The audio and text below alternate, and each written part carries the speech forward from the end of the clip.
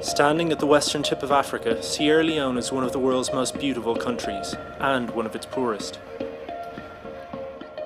Now, 5 years after the end of its brutal civil war, the country's capital city, Freetown, is facing a new threat. Urban migration and uncontrolled development threaten the city's resources and the people themselves.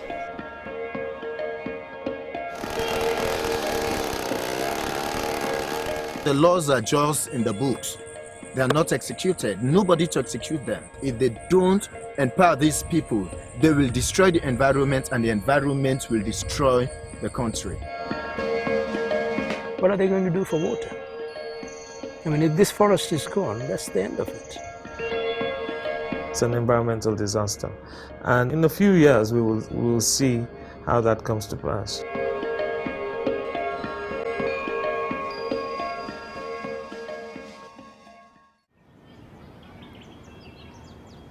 After 10 years of civil war, peace has come to Sierra Leone. But for many people living in Freetown, life remains a daily struggle for survival, with vast slums sprawling around the city.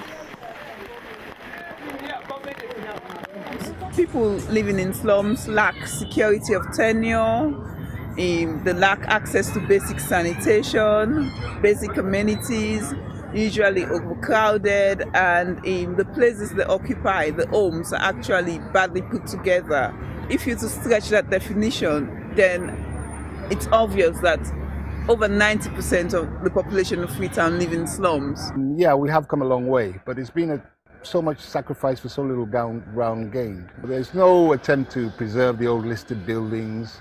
There's no attempt to preserve the old planning which went into Freetown. It's a dump. Standing at the foot of the city, the Crew Bay slum bears the brunt of many of Freetown's environmental problems.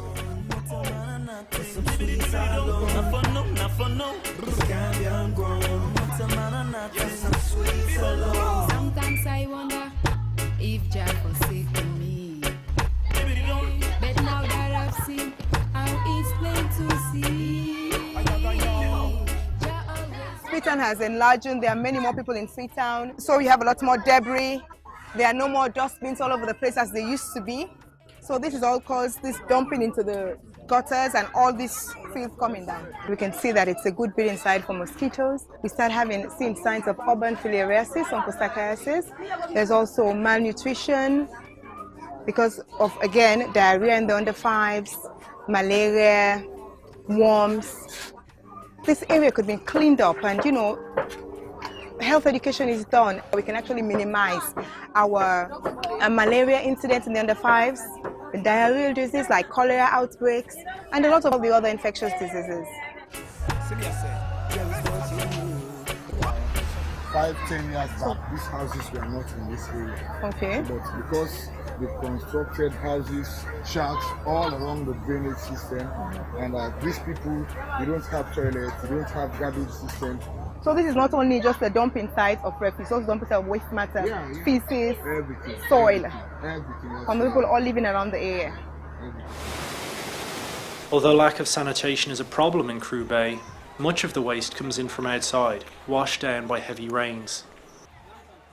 This refuse is not from the Crew Bay community only. It is all from Freetown. Yeah. So yes, we can clean it up, but we also have to sensitize the whole Freetown community not to dump things in the gutter, because whether you clean here up, it will always be coming down. So we have to try to stop that also. You will remove the garbage from the gutter today. The next morning when you come, you meet another one there. So if these projects are supported continuously for youth to be supported, provided with incentives, then that will help to minimize the problem. I would recommend that actually the government actually gets some sanitation engineers, some people with the know-how to do environmental health cleaning, to sort of like actually look at this problem, not just for 5 minutes or for the short term, but in the long haul, how it could be cleaned up now and how it could have a continuous process whereby it should not happen again. Of course, improving on the sanitation in Freetown area, because if the sanitation is improved in Freetown area, waste disposal, we will not have all this rubbish coming right down into Crew Bay. These here are actually a result of all the filth that comes right down from the whole of Freetown area. Because these children are all going to pass through this debris, walk through. You see them holding onto the field for support and climb through. And they're all affected. Does this cause flooding during the rainy season? Doesn't it cause flooding? That's the major problem in this community. What she says happens is during the rains, the pieces are actually broken off the huge mass, and they actually come down this way, and because they get stuck in the middle here, the waters all just rise up and actually flood all of their houses all on this side. And she even said that, was it last year? Last year. 2 people were actually killed because of that kind of flooding in this area. They actually have to move from their houses during May and June when the rains are very heavy, because they know their tendency is for the place to flood. So they move up to houses further up, maybe with friends, relatives, and sleep there at night.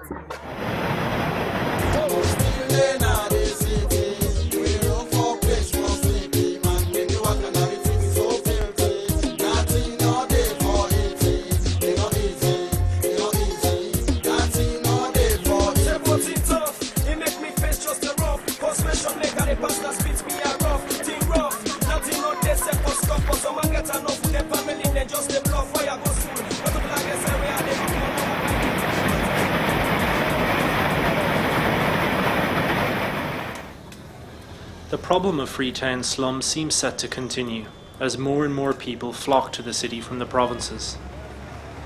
The legacy of Sierra Leone's civil war means many people see the city as a safe haven. Normally, in most developing countries, people are moving from the rural areas into the cities and so on. But the case of Freetown, what accelerated the process was actually the war. Around the hills of Freetown, you see how populated those places are. Those places were not as populated as before. My feeling is roughly about 2 million people in the Freetown area. At least 2 million people. I think the entire building code has been blatantly ignored. The entire building code, nobody has regard to them. Financial attraction seems to outweigh any modicum of sensibleness, people doing things properly. People wanted to sell the land at any cost, with total disregard to whether there was a master plan or not. For instance, nobody is supposed to build on the beach. But if you go down Lumley Beach, you will find that there are a number of buildings that are, whether they're temporary or not, are being put on the beach. There's obvious environmental problems associated with that. In the rush to grab land for building, it is Freetown's hills that have been most seriously affected.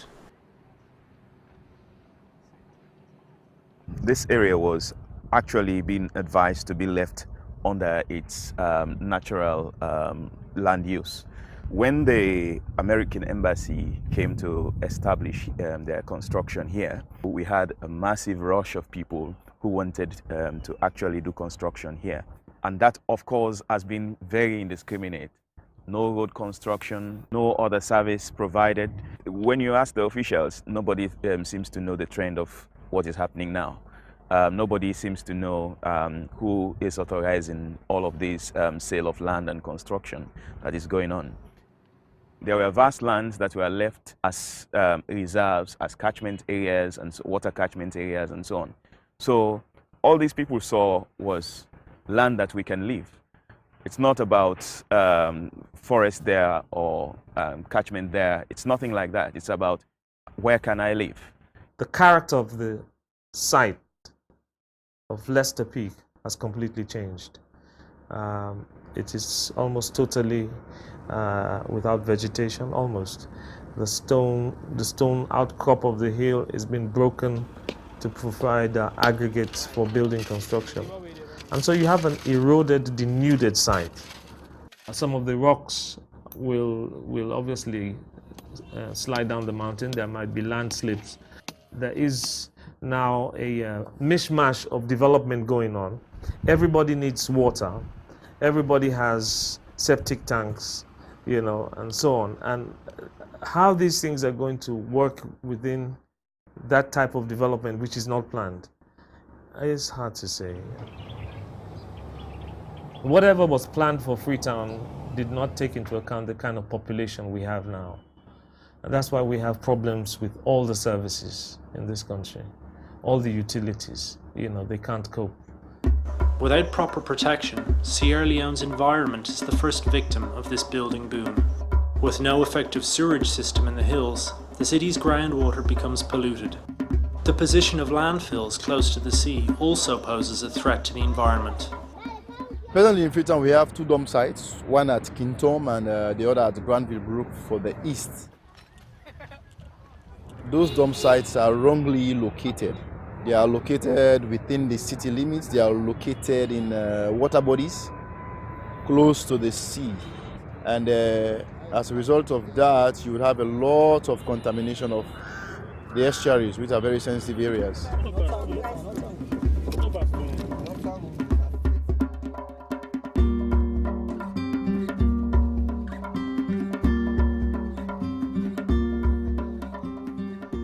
Well, over the years, we have been monitoring the creek, and what we have noticed over the last 10 years or more is that the bird diversity has actually dropped. Birds depend on the fish, and the fish breed in those mangroves. And what has actually impacted on this is generally the human activities. Because of the deforestation in the mountain region, when there is downpour of rain, you have all these debris coming down. So siltation has also occurred. You also have building of settlements. People reclaim land to build settlements, and that has impacted greatly on the ecology. Apart from the fact that they deposit a lot of rubbish, they also deposit sewage, and these things do impact the ecology. A lot of people depend on the fish. They depend on the cockle and lobsters that they get from this place, right? If that declines further, obviously, that would impact on the economy of the people in the area.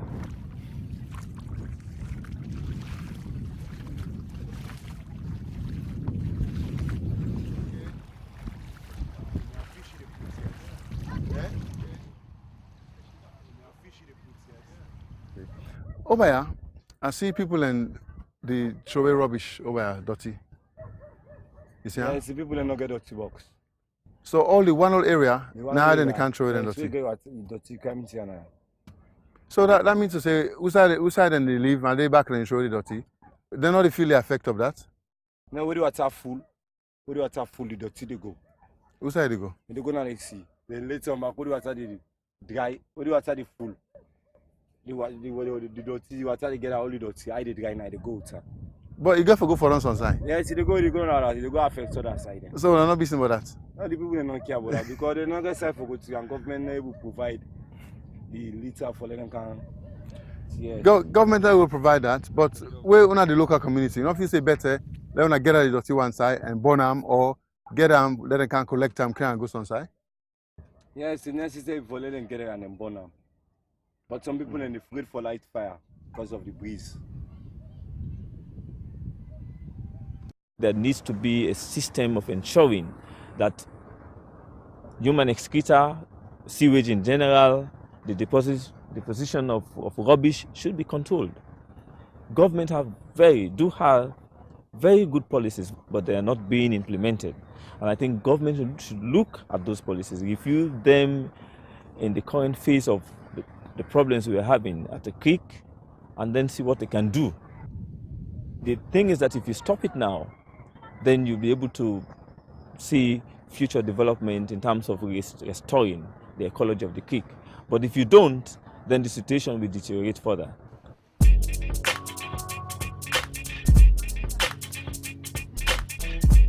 Pollution and soil runoff are not the only dangers Freetown's coastal environment faces. Along the city's beaches, the need for materials to fuel the building boom has led many unemployed people to take up sand mining, destroying ecosystems and damaging waterfront properties.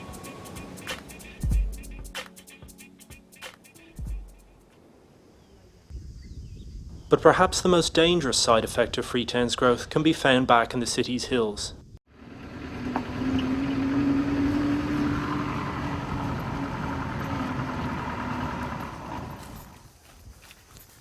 Yeah, so we've been here for almost 11 years now.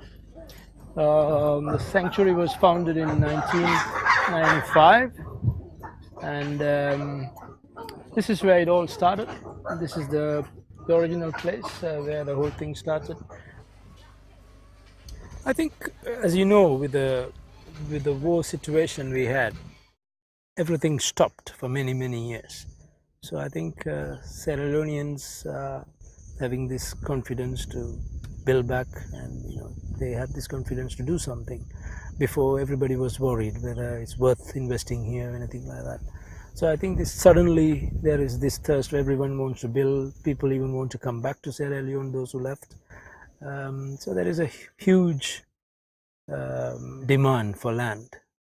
If you're going to allow people to build all the way up to the forest boundary, and you don't monitor these forests, because the forestry is very weak on the ground, they're very thin in terms of personnel on the ground, so they won't be able to monitor. So that is going to be a huge problem. Chimpanzees are considered to be highly endangered. Sierra Leone has lost most of its population over the years, because as we continue to destroy the habitats, we are basically destroying the wildlife in it. Sierra Leone has lost more or less 97–98% of its forest cover. There's only secondary forests scattered in here and there, maybe a very small portion of a primary forest around the Gola area. Apart from that, there's nothing left. There's all these people, all this development you see. There is need for fuel wood and energy and things like that. And in a country like this, we don't have power most of the time. Most of this destruction is not done by the immediate village community. Sometimes you have people coming from far away and they have no regard. They just destroy everything, and busloads of charcoal or firewood goes away from the area. That is where the problem is. The local community, I think we have educated them enough. They are not doing it on a commercial basis. If they are doing it for their own use, I don't think anything is wrong with that. I think because that's how they have lived from their forefathers' time. So I don't think we have a problem with that. It's only when you commercialize it, then it's a problem. This is also a catchment area. I mean, it's no point opening up all these areas all the way up to Regent, opening it for development. What are they going to do for water? I mean, if this forest is gone, that's the end of it. I mean, there is absolutely no water. There's no way Guma Valley Water Company can pump water from from mile 13 to Leicester Peak here. It's not going to happen.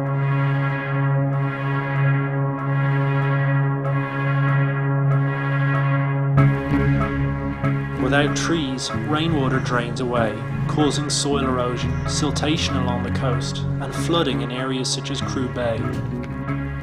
But forests also form part of the water cycle and ensure good rainfall. Without them, water simply drains away into the sea. Lying in the hills above the city, the Guma Dam supplies Freetown with drinking water, relying on the surrounding forest to keep it full. With a growing population to supply and the forest getting smaller, the danger to the city's inhabitants is growing.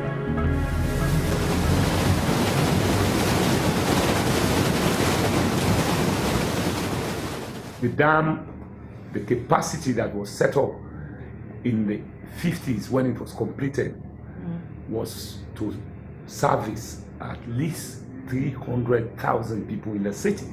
Today we are talking about a population in Freetown of about 1.9 million.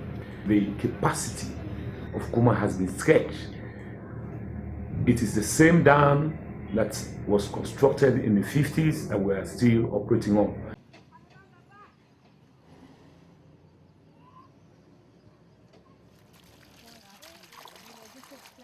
Right now at my own house I don't have water and haven't had for about a month, not a drop.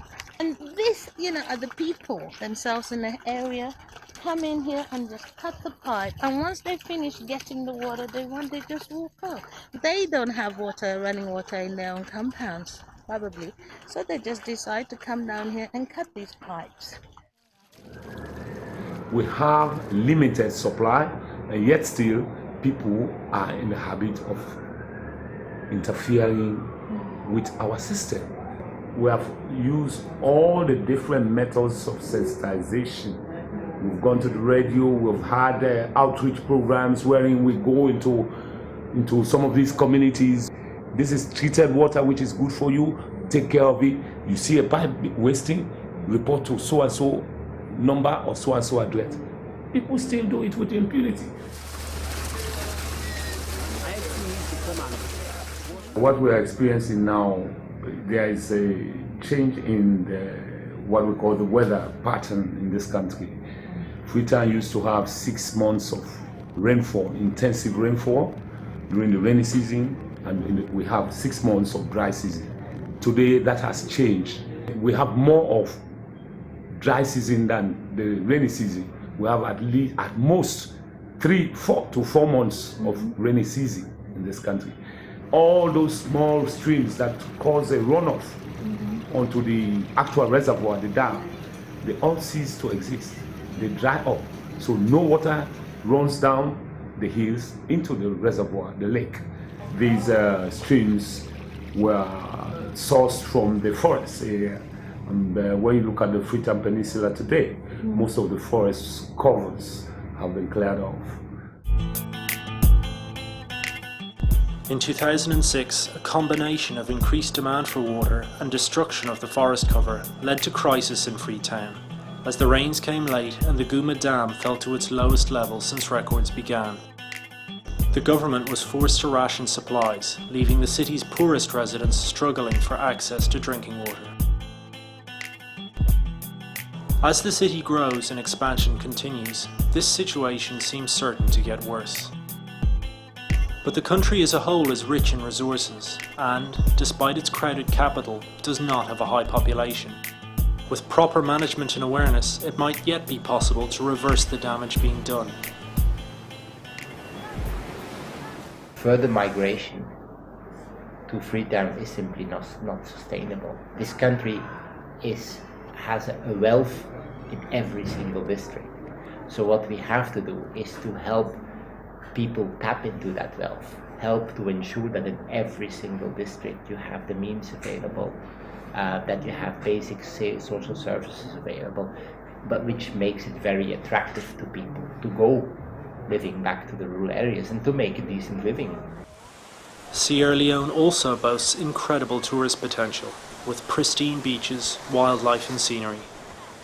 With proper management, these resources could create jobs while encouraging people to protect the environment. They used to come to number 2, they used to come to Toke, go down to Turtle Islands, all over the beaches. They used to come and not even touch Freetown, directly to airport to Toke, or to Laka, or to St. Michael Lodge, or... all these were done by the French people? All by the French. The French are more into tourism than anybody else, which we know. We have enough to offer, but we do need a help to promote it and put it to a standard. And most of all, we need a good management for it. Lying off the coast of Freetown, the Banana Islands show how it may be possible to improve people's livelihoods without damaging the environment. When I first came, the idea was a lot of excitement, that someone has come to help them to develop the area. And so they offered to cut down all the trees and burn the area so that I'd have a nice large empty area on which to build something. Then I tried to explain what we wanted to do was to preserve as much of the environment as possible. Slowly, I think they understood this. Well, by ecotourism or ecotourism, what we mean is a way of developing a place to make it attractive to paying tourists, which enhances the environment and doesn't destroy it. I chose this approach because I think it's the most developmentally sound, and it will lead to both protection of the environment and economic sustainability. Unlike many other development initiatives, Gary Walker's project draws its support and funding from the people themselves. The majority of the investors are Sierra Leonean. They're in the UK for the most part. So far, we've created 16 full-time jobs at the guest house. People also benefit because guests come, they want to rent paddle canoes, and they go out with our local fishermen for the day and pay them to. So instead of having to fish all day and maybe make 5,000 or 10,000 leones, they can make 30,000 or 40,000 leones by taking guests out, and the guests are doing the fishing. If the people of the island do not take ownership of this kind of facility and feel like they own it and are responsible for it, when I'm gone, it will not be maintained or managed. And this is a chance to make something that really will last for generations, not just for a few years. So we're dealing with the delicate problem of how do you bring relatively affluent individuals into an area of enormous poverty and allow those individuals to generate income and livelihoods for local people without creating more problems than they solve. I see this as an example of sustainable rural growth in a very impoverished country without damaging the environment that could be replicated around the country. I think the country has enormous tourist potential. The physical beauty of the country is unrivaled in West Africa, I think, and I think anyone coming here would agree.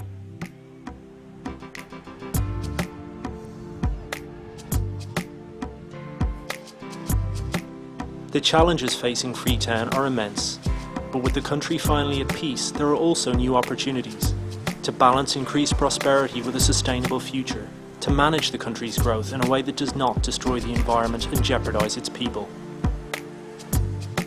With these goals in sight, there may yet be a chance to restore the balance and make Freetown the city its people deserve.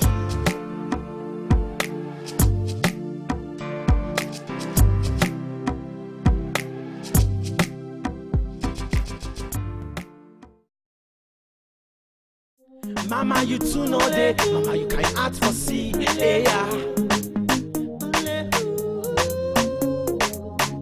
I don't walk all over the world, the girl in just this smile to me. Come on, yeah.